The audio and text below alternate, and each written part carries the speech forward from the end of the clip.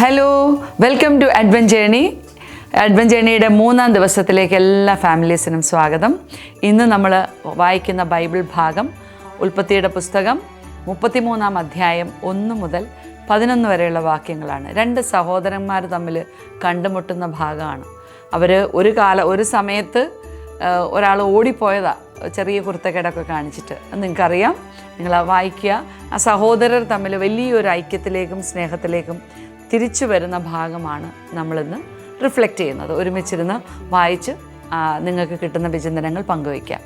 ഇന്ന് നമ്മൾ കേൾക്കാൻ പോകുന്ന ഇതുപോലെ ഒരു ഫാമിലി സ്റ്റോറിയാണ്.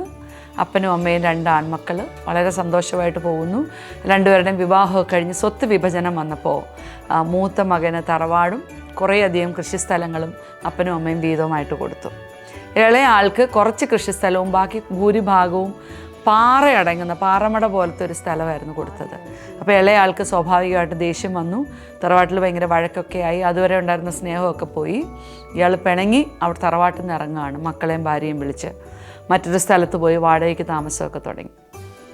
അപ്പോൾ ഈ ഇളയാൾ പിന്നീട് തറവാട്ടിൽ പേരൻസോ സഹോദരനുമായിട്ട് ആരുമായിട്ടും കോണ്ടാക്റ്റ് ഒന്നുമില്ല.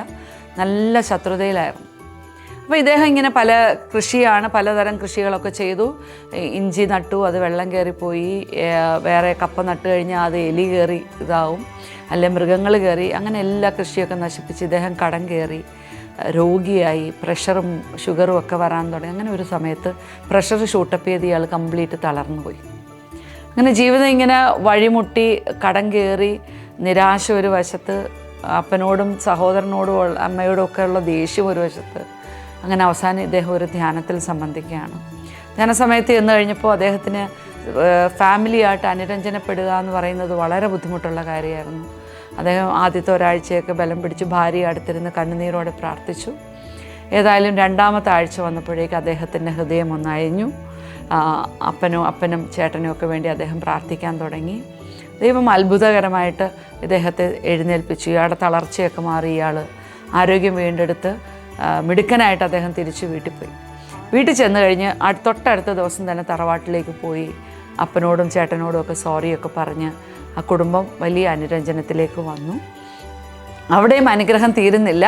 ഏകദേശം 1 മാസം കഴിഞ്ഞപ്പോൾ ഒരു വലിയ ഹൈവേയുടെ പണി വന്നപ്പോൾ സർക്കാർ ഇങ്ങനെ പാറയുള്ള സ്ഥലം അന്വേഷിച്ച് നടന്നു.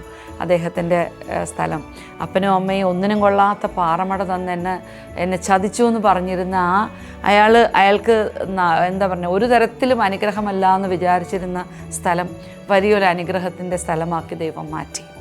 അപ്പോൾ ഇന്ന് നമ്മൾ അനുരഞ്ജനത്തിൻ്റെ ദിവസമാണ്. യാക്കോബും ഏസാവും തമ്മിൽ കണ്ടുമുട്ടുന്നതും സ്നേഹിക്കുന്നതും നമ്മൾ കാണുന്നു.